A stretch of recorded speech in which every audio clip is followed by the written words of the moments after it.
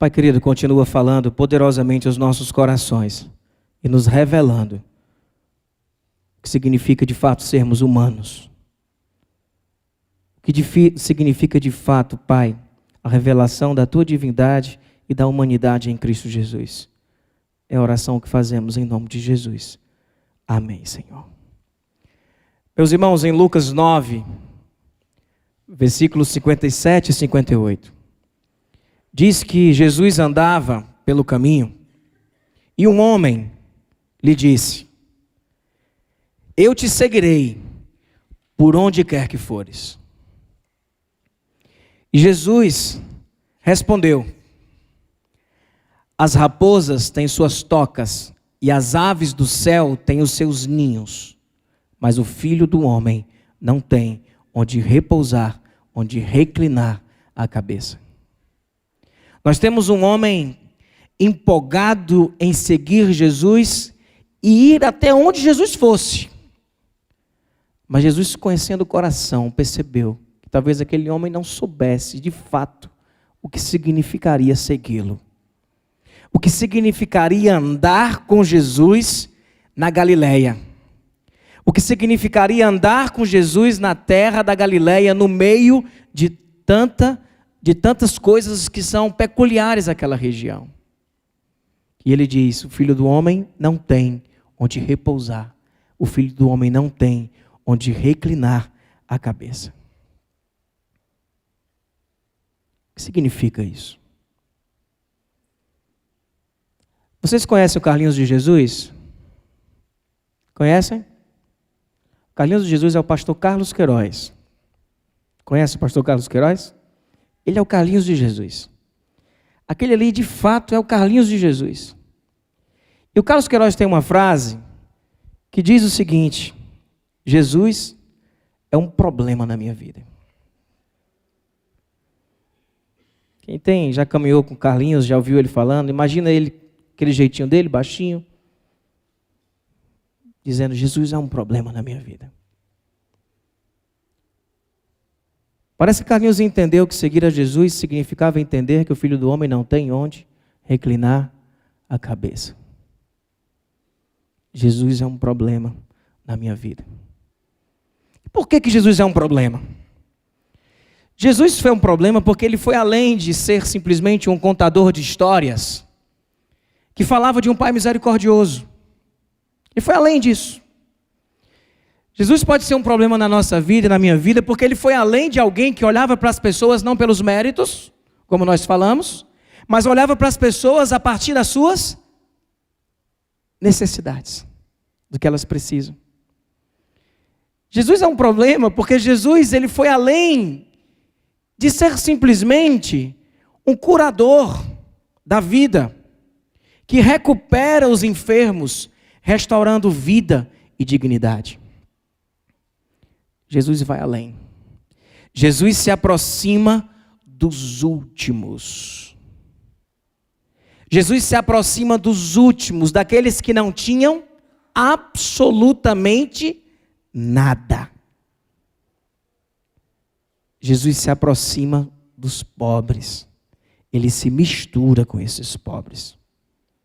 E ele faz isso desmascarando uma terrível injustiça. Por isso Jesus é um problema. Ele desmascara, ele estampou na cara das pessoas uma terrível injustiça. Ele faz isso tornando-se um com os pobres, e de repente Jesus estava no meio dos pobres, não simplesmente algum turno, mas andando, dormindo, caminhando junto com, da mesma forma, como um indigente, como um viajante. Jesus faz isso lançando um desafio a todo o sistema.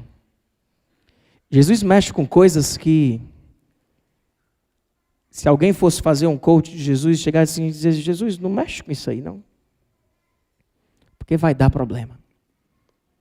E não foi à toa que ele foi crucificado. Leonardo Boff diz que Jesus tinha uma preferência pelos desumanizados. Jesus tinha uma preferência por aqueles que eram desumanizados. E Dodd diz que em Jesus nós temos o inédito interesse pelo perdido. É inédito isso, é um inédito interesse por aquilo que estava perdido, por aquilo que era desumanizado, por aquilo que era sujo, por aquilo que era pobre, por aquilo que não tinha vida, por aquilo que era doente.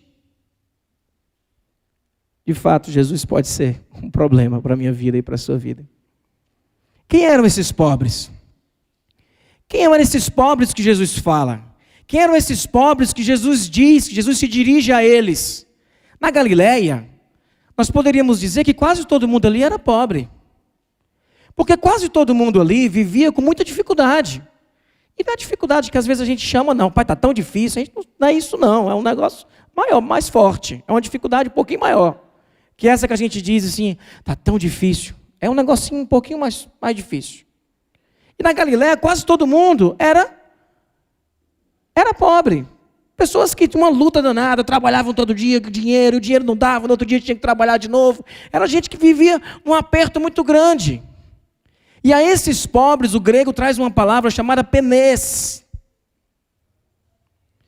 Quando Jesus se refere aos pobres, ele não está falando de pessoas com poucos recursos. Jesus não está falando de pessoas que têm pouco para viver e que precisam fazer uma ginástica durante o mês, uma ginástica durante o dia, para conseguir chegar até o final do dia. Não. Quando Jesus fala dos pobres, ele está se referindo aos que não têm nada. Aqueles que vivem no limite, os possuidores de nada. De absolutamente nada. Os que estão no outro extremo das elites poderosas. No outro extremo. Se o palácio era o extremo da riqueza, quando Jesus fala dos pobres e usa essa palavra, ele usa uma palavra no grego chamada pitochos, que é diferente da outra que eu falei. Eu estou mencionando só para você entender que são duas coisas diferentes. É traduzido como pobre, a gente às vezes não entende, não interpreta, porque a gente está olhando o pobre, achando que o pobre é uma pessoa que tem pouco. Jesus está falando daquele que não tem nada. Daquele que possui absolutamente nada. E esses pobres, eles tinham um rosto. Esses pobres tinham um rosto muito definido. Eles eram as crianças órfãos. Crianças abandonadas. Eram vagabundos sem teto. Eram pessoas que não tinham carne para comer, que não tinham pão de trigo, comiam um pão preto de cevada. Eles roubavam cebolas, figos e uvas das plantações, aquilo que sobrava nas beiras das estradas, que os próprios plantadores às vezes deixavam para que os pobres, e esses pobres, pudessem passar ali e recolher, para ver se conseguia juntar alguma coisa. É como se aqui em Fortaleza a pessoa saísse subindo em cajueiro atrás de caju, para poder ver se consegue fazer alguma coisa em casa para comer. É gente que não tem onde dormir, é gente que não tem túnica para se cobrir. Que quando chega de noite, naquela região muito quente durante o dia, às vezes frio à noite, eles precisavam ficar talvez um junto do outro, um em cima do outro, encontrando uma forma de sobreviver a este frio. O rosto desses pobres eram escravos fugidos. Escravos que tinham fugido de seus patrões. Patrões talvez demasiadamente cruéis, que exigiam deles tantas e tantas coisas. Paulo depois precisa administrar um conflito de um escravo que tinha fugido, que depois ficou preso, depois ia voltar para o seu senhor, e Paulo manda voltar, mas manda receber como irmão, manda receber numa outra condição. Era natural, o escravo fugia, porque a condição era cruel. Estou falando de Filemão e Onésimo. O rosto desses pobres eram viúvas que não puderam se casar novamente e ficaram à margem, escanteadas, sem recursos e sem nada. Eram mulheres estéreis que foram repudiadas pelos seus maridos, porque não podiam ter filhos, e eram jogados para fora. A propriedade dessa mulher ficava para o marido, que dizia: você é uma amaldiçoada, o seu ventre, ele não produz nada, você tem um ventre amaldiçoado. E essa mulher era jogada na rua.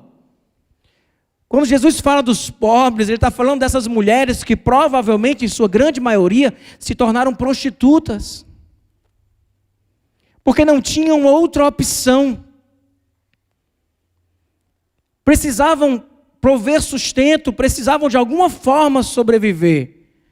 De pessoas que não têm mais um olhar de vida. Eu não sei se você já olhou para a cara de alguém e não enxergar um olhar de vida. Pessoas parecidas com pessoas que nós conhecemos, que nós cruzamos, que nós lemos nos jornais, que nós encontramos no interior do nosso estado, muitas vezes, sem nem mesmo ter água para beber. Quando Jesus fala dos pobres, Ele está falando a estes pobres. E o que Jesus diz para esses pobres? Lucas 6, Jesus, olhando para os seus discípulos, Ele disse: bem-aventurados vocês, os pobres, pois a vocês pertence o reino de Deus. Bem-aventurado a vocês que agora têm fome, pois serão satisfeitos. Bem-aventurado vocês que agora choram, porque haverão de rir. A igreja insiste em interpretar esse texto de uma forma figurada, dizendo que a fome é a fome da alma, que a fome é a fome da existência, dizendo que aqueles que choram são os problemas que... Não, Jesus está falando dos pobres. A palavra aqui é aquela que eu falei, que significa aquele que não tem absolutamente nada. É um miserável que vive à beira da rua. Isso é sim, esse discurso de Jesus, o cumprimento da profecias, tanto de Isaías 61, quanto de Isaías 58. Porque em Isaías 61 ele chega a dizer que a todos os que choram em Sião, uma bela coroa em vez de cinza, óleo de alegria em vez de pranto. E Jesus diz: bem-aventurado agora vocês que têm fome, porque vocês serão satisfeitos. Bem-aventurado vocês que agora choram, porque haverão de rir. Jesus não simplesmente levou uma palavra de conforto para esses pobres. Jesus se misturou com eles. Jesus se torna um com os que não têm ninguém, com os que não têm nada. Jesus começa a andar com essas pessoas. Jesus começa a caminhar com essas pessoas e a talvez dormir com essas pessoas. O ministério itinerante de Jesus, ele estava o tempo todo de um lugar para o outro. E quando ele chegava nos lugares, a característica do seu próprio ministério, do que ele optou viver, ele não ficou numa praça, ele não marcou um lugar, ele não ficou, não, ele saiu andando por aí. Saiu andando por aí. E como é que é quando a gente sai andando por aí, sem saber onde vai parar? Como é que é, Ed Amanda? A gente saindo por aí sem saber onde vai parar? Era assim que Jesus vivia. Jesus saía com os seus: vamos para onde? Vamos para outro lugar. Fiquem aqui, não, vamos para ali, a gente precisa ir para outro lugar. E Jesus ia se misturando com essas pessoas. Jesus, quando envia os 12 discípulos, está lá em Lucas 9, 3 e 4, olha o que ele diz aos discípulos: não levem nada pelo caminho, nem cajado, nem saco de viagem, nem pão, nem dinheiro, nem túnica extra. O que era túnica extra? Era aquela que você levava para se cobrir de noite. Olha Jesus enviando os 12, sem cajado, sem saco de viagem, nem pão, nem dinheiro, nem túnica extra. É tipo, nós vamos fazer a viagem, nós vamos nos misturar, nós vamos nos tornar um com esses que mais precisam da pregação do Evangelho. Nós vamos nos misturar com eles, nós vamos viver o que eles estão vivendo. Não levem absolutamente nada, porque as pessoas que nós estamos indo falar, elas não têm absolutamente nada. Ia dormir onde? Na casa que vocês entrarem? Fiquem ali até partirem.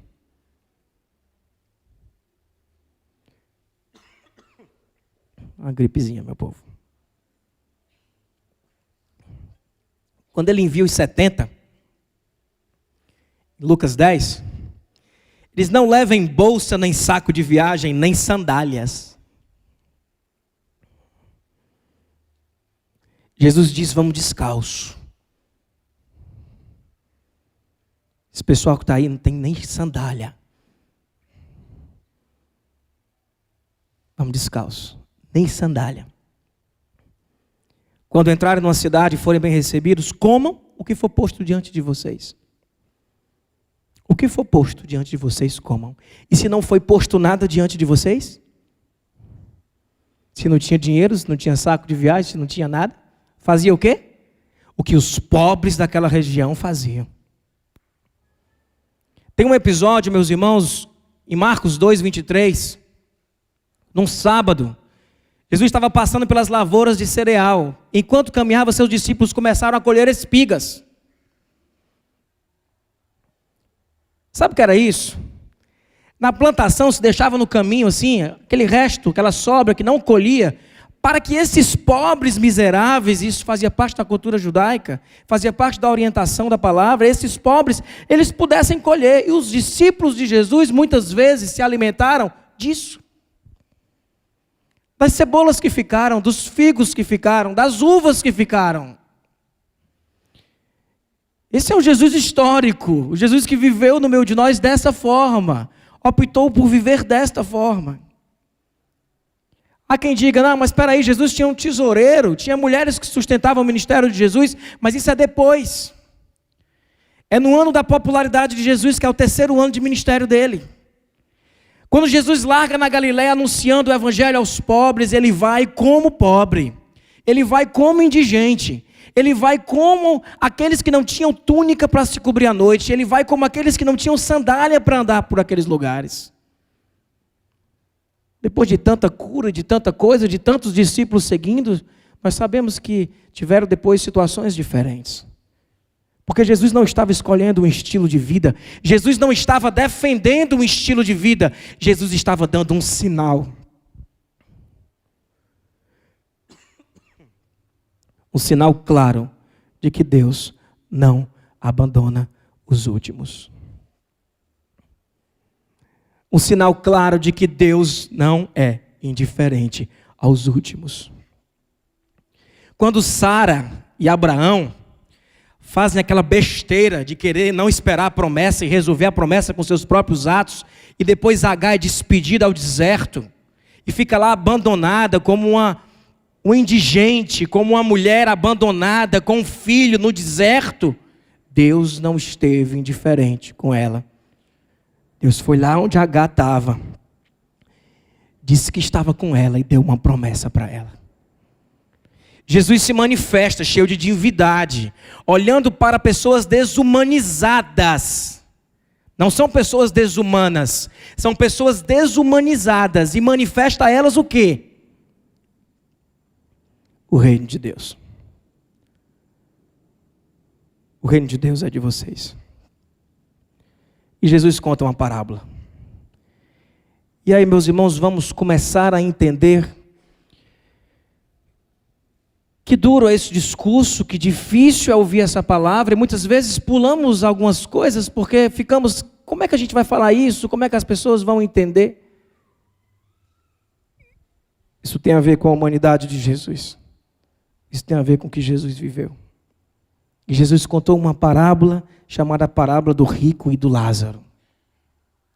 E essa parábola diz o seguinte: havia um homem rico que se vestia de púrpura, linho fino, e vivia no luxo todos os dias.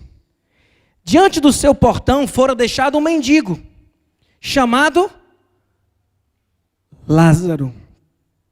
Lázaro é uma variação da palavra Eliezer, que significa Deus o ajudará. Lázaro está à porta de um homem rico, coberto de chagas. E nós vimos no domingo passado o que isso significa: maldição total. Este ansiava comer o que caía da mesa do rico. Em vez disso, os cães vinham lamber as suas feridas. Chegou o dia em que o mendigo morreu. E os anjos o levaram para junto de Abraão. O rico também morreu e foi sepultado. No Hades, onde estava sendo atormentado, ele olhou para cima e viu Abraão de longe, com Lázaro ao seu lado. O rico está lá nesse lugar, esse Hades, isso é uma categoria da época. Os judeus entendiam esse lugar como lugar de espera, onde esperariam o juízo final, mas nesse Hades as pessoas já ficariam separadas. Ele estava lá no Hades. Jesus não está alinhando o princípio escatológico, nem falando sobre coisas doutrina. Jesus está retratando uma história para falar de uma verdade, e se prenda a isso. Ele estava no Hades, onde estava sendo atormentado, olhou para cima e viu Abraão de longe, com Lázaro do seu lado. E eu imagino aqueles mendigos olhando Lázaro do lado de Abraão e o rico do lado do tormento do Hades. Então chamou: Pai Abraão, tem misericórdia e manda que Lázaro molhe a ponta do dedo na água e refresque a minha língua, porque estou sofrendo muito desse fogo. Mas Abraão respondeu: filho, lembre-se de que durante a sua vida recebeu coisas boas, enquanto que Lázaro recebeu coisas más. Agora, porém, ele está sendo consolado aqui e você está em sofrimento. E além disso, entre vocês e nós há um grande abismo, de forma que os que desejam passar do nosso lado para o seu, ou do seu lado para o nosso, não conseguem. Ele respondeu: então eu lhe suplico, pai, manda Lázaro ir para a casa do meu pai, pois eu tenho 5 irmãos, deixe que eles os avise, a fim de que eles não venham também a este lugar de tormento. Abraão respondeu: eles têm Moisés e os profetas, que os ouçam. Não, pai Abraão, disse ele, mas se alguém dentre os mortos fosse até eles, eles se arrependeriam. Abraão respondeu: se não ouvem a Moisés e os profetas, tampouco se deixarão convencer, ainda que ressuscite alguém dentre os mortos. Jesus iria ressuscitar e muitos ainda iriam continuar não crendo. Os pobres não podiam acreditar essa história. Lembre-se, irmão, isso aqui não é um tratado doutrinário, isso é uma parábola contando uma história para se passar uma lição. Não se prenda aos detalhes, se prenda ao principal. Os pobres não podiam acreditar. De acordo com a tradição de Israel, com aquilo que eles acreditavam, a prosperidade era um sinal da bênção de Deus. E a miséria, pelo contrário, indício de quê? De maldição. Como pode esse mendigo miserável ser acolhido no seio de Abraão? Como pode o rico, abençoado por Deus, ficar sofrendo no Seol? Era uma inversão total da situação. Aquele que não atravessava a porta para aliviar o sofrimento do pobre, agora quer que este pobre Lázaro se aproxime para aliviar o seu. Jesus está de uma forma muito clara retratando uma história chocante para aqueles pobres. Jesus não está no palácio pregando para rico. Jesus está no meio dos indigentes, dizendo aos pobres que deles é o reino dos céus. Dizendo aos pobres de que eles serão saciados. Ao mesmo tempo, Jesus está denunciando uma injustiça. Existia aqui uma injustiça sendo denunciada. Um pobre mendigo na porta de um homem rico, querendo comer o que caía da mesa. E, em vez disso, como diz o texto, os cachorros vinham lamber as suas feridas. E Jesus faz essa inversão. Jesus faz essa inversão e coloca o mendigo no seio de Abraão. E coloca o rico no lugar do tormento. Com isso ele está dizendo àqueles pobres que vocês não são, Deus não está indiferente à dor de vocês. Isso não é aceitável no reino de Deus. Isso não é aceitável na minha casa. Isso não é aceitável. Existia uma injustiça e essa injustiça precisava ser denunciada. Era muito grande, meus irmãos, essa injustiça. 2 cidades foram construídas na época, uma chamada Séforis e outra Tiberíades. E eu chamo essas 2 cidades é o PAC dos filhos de Herodes. Quando Herodes morreu, o reino se dividiu em 3. E eles talvez se juntaram, vamos fazer um PAC. Aí fizeram as obras do PAC. E a obra do PAC aqui era Séforis e Tiberíades. Mas que gerou um ônus enorme. Que depois os miseráveis ficaram mais miseráveis ainda. A centralização ficou maior ainda. Essa obra gerou mais impostos. Ela acentuou as elites urbanas. Ela colocou os pobres a sofrerem ainda mais. Foi o aumento progressivo da riqueza dos latifundiários e as perdas dos camponeses das suas próprias terras, porque não tinham mais como pagar impostos e acabavam como indigentes, como pobres que não tinham nada. O aumento de empréstimos. O aumento de diaristas, de mendigos, de vagabundos, de prostitutas e de fugitivos dos credores espalhados pela cidade, espalhados pela Galiléia. Eles não podiam confiar no reino do Império Romano, muito menos nos filhos de Herodes, porque esse reinado não existia. E Jesus chega dizendo: o meu reinado é diferente, o reino dos céus, o reino de Deus é diferente. Deus não está indiferente a isso. Essa injustiça é um escândalo para Deus. É um escândalo para Deus. No reino de Deus não pode haver ricos vivendo às custas dos pobres, e nem mesmo ricos indiferentes ao sofrimento dos pobres. Jesus está declarando isso com essa parábola, dizendo: no reino de Deus não pode haver ricos vivendo às custas dos pobres, e nem mesmo ricos indiferentes aos sofrimentos dos pobres. Deus quer justiça entre os seus filhos e filhas, é isso que Deus quer. Seu coração não pode suportar essa situação, que é cruel, Essa miséria, Jesus está dizendo com essas histórias, não tem origem em Deus. Pelo contrário, Deus é indignado com isso. Isaías 59, depois de falar de toda a injustiça que existia naquele lugar, ele diz em Isaías: e Deus se indignou, porque olhou para a terra e não encontrou nela justiça. Olhou para a terra e não encontrou nela justiça. O que falamos das profecias de Amós? Amós olhava para as cerimônias solenes religiosas e ele dizia, que Deus dizia Amós em nome de Deus, como revelação profética, ele dizia: Deus não aguenta mais os cânticos de vocês.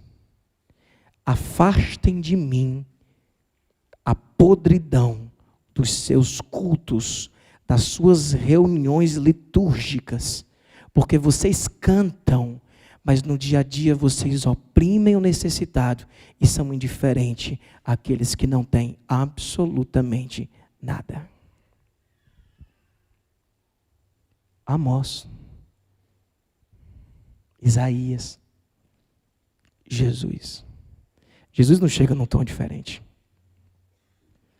E aí, como é absurdo olharmos para igrejas e igrejas e igrejas e igrejas, e parece que as pessoas estão atrás de um Senhor Jesus, que torne simplesmente a sua própria vida melhor. Isto não é o reino de Deus. O reino de Deus não parece com isso. Jesus não andou assim. Jesus não viveu assim. Jesus não foi indiferente. Ele denunciou. Ele se misturou. Ele ajudou. Ele esteve junto. José Pagola é um teólogo. Ele tem um parágrafo que eu copiei para cá, que ele diz assim: numa sociedade onde a gente mergulhada na fome ou na miséria, só há uma alternativa: viver como imbecis, indiferente ao sofrimento dos outros, ou despertar o coração e mexer as mãos para ajudar os necessitados. Só há uma alternativa: viver como imbecis, indiferente ao sofrimento dos outros, ou despertar o coração e mexer as mãos para ajudar os necessitados. Aí vem a pergunta, meu irmão, com todo o respeito que eu queria fazer para você. Você é um imbecil ou é um solidário? Não há outra opção. Você pode ir por eliminação. Se você não tem sido um solidário, segundo Pagola, você tem sido um imbecil.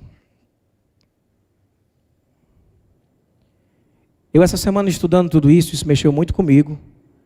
E eu me vi muitas vezes como um imbecil. E olhei para tempos na minha história, e tempos recentes e tempos mais longos, mais para trás.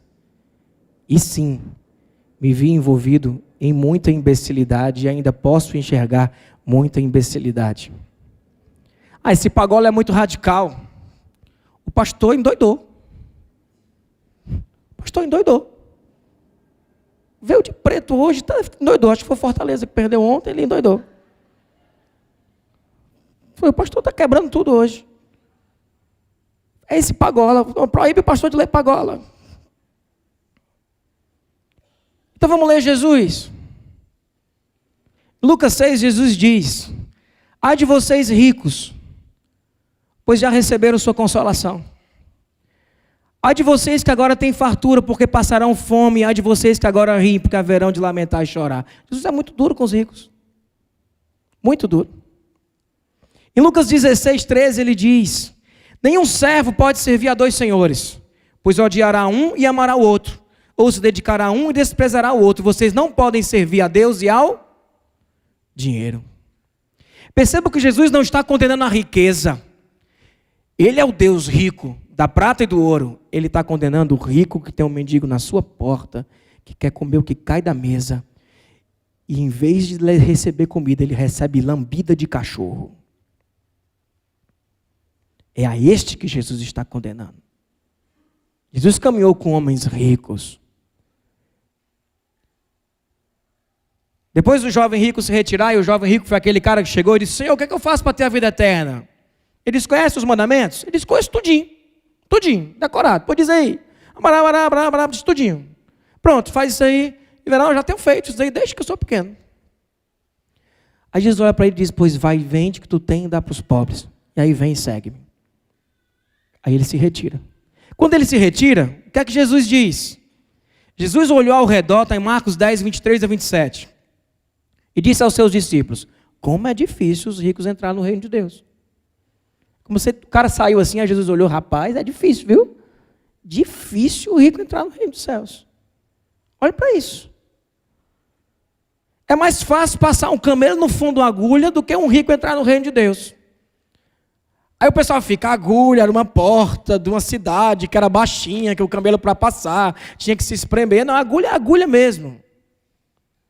Jesus tinha essas ironias. Isso era ironia. Foi irônico isso. É mais fácil um camelo passar, é mais fácil cair agora um negócio do que... É esse tipo de coisa. Jesus era cheio disso. Diz: é mais fácil um camelo passar no fundo de uma agulha do que um rico entrar no reino dos céus. Os discípulos ficaram assustados, perplexos, e perguntaram uns aos outros: nesse caso, quem é que pode ser salvo? Jesus olhou para eles e respondeu: para o homem é impossível, mas para Deus não. Todas as coisas são possíveis a Deus. E é esse mesmo evangelista, Lucas, que retrata a riqueza de tal forma tão cruel e a pobreza ao mesmo tempo. Ele conta a história de um homem chamado Zaqueu, que era um imbecil, mas que a partir do momento que ele encontrou-se com Jesus, ele mudou a sua vida. Deu a quem ele tinha roubado e repartiu o que ele tinha com os necessitados. O problema é a riqueza? Não. O problema é quem é a riqueza para você. O problema é a riqueza? Não. O problema é a sua relação com os pobres de fato, com aqueles que não têm absolutamente nada. Aí Jesus conta uma outra parábola. A parábola do rico imbecil. Eu mudei o nome, era rico insensato, e botei rico imbecil. Que diz o seguinte, Lucas 12, 16 a 20, você vai ver como ele não é insensato, ele é imbecil. Porque definir ele como insensato é dizer assim: rapaz, aí tu vacilou, se deu mal. A perspectiva não é essa. A perspectiva é que ele não estava, a sua riqueza não estava servindo para nada. E se não estava servindo para nada, ele era um imbecil. Então ele contou esta parábola. A terra de certo homem rico produziu muito bem. Ele pensou consigo mesmo: o que vou fazer? Não tenho onde armazenar minha colheita. E olha que a colheita é sinal de quê, irmãos, naquela época? De bênção de quem? De Deus. Eu não tenho onde guardar esse negócio. Aí ele disse: eu já sei o que vou fazer. Olha a ideia do imbecil. Vou derrubar os meus celeiros. Vou construir outros maiores. E ali guardarei toda a minha safra e todos os meus bens. Isso aqui, até aqui, não faz dele um imbecil. Quem foi que já fez isso na história do povo de Deus? Alguém falou aqui?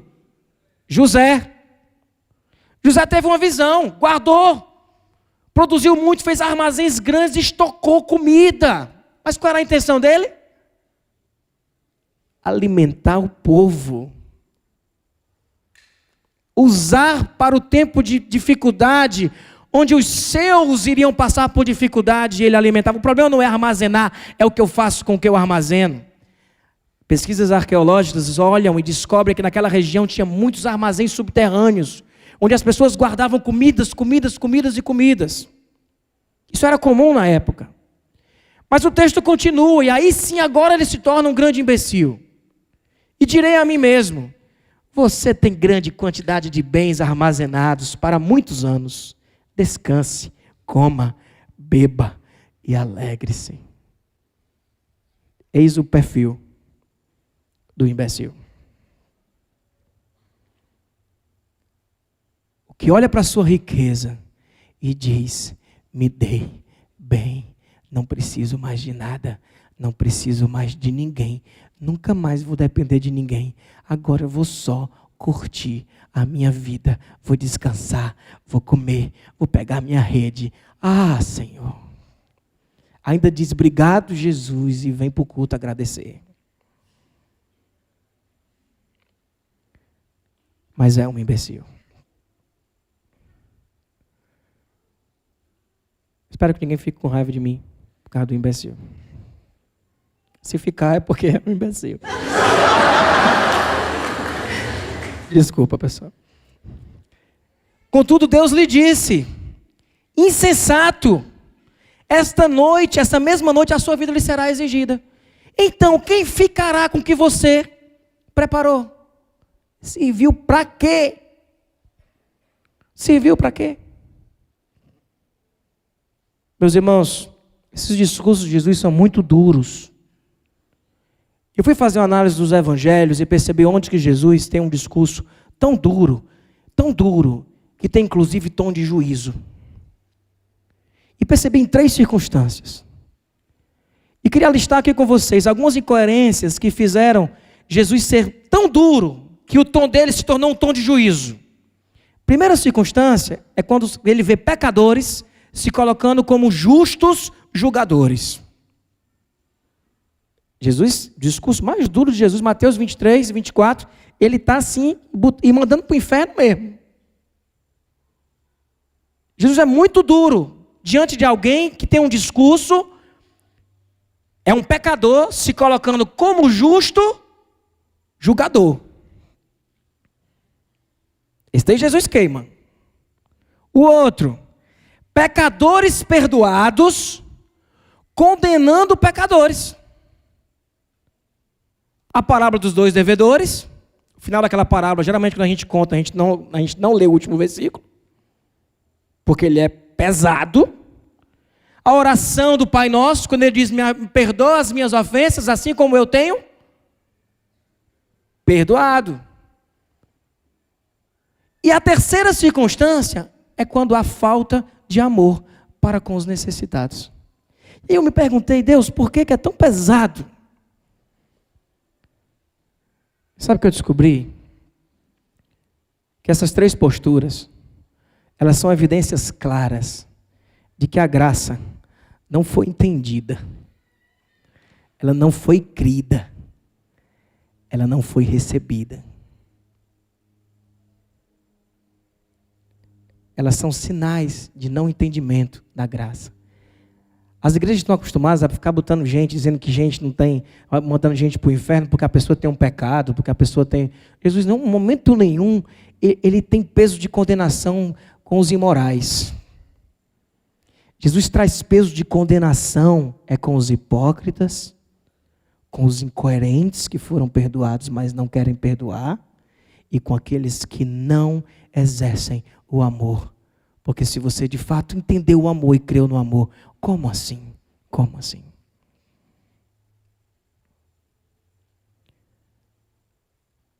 Vocês aguentam mais uma parábola? Não, né? É a parábola do juízo final. Mateus 25. E eu vou ler e não preciso explicar ela. Quando o Filho do Homem vier, em sua glória, com todos os anjos, assentar-se-á em seu trono na glória celestial. Todas as nações serão reunidas diante dele, e ele separará umas das outras, como o pastor separa as ovelhas dos bodes. E colocará as ovelhas à sua direita e os bodes à sua esquerda. Então o rei Dirá aos que estiverem à sua direita: venham, benditos de meu Pai, recebam como herança o reino que lhes foi preparado desde a criação do mundo. Pois eu tive fome, e vocês me deram de comer. Eu tive sede, e vocês me deram de beber. Eu fui estrangeiro, e vocês me acolheram. Eu necessitei de roupas, e vocês me vestiram. Eu estive enfermo, e vocês cuidaram de mim.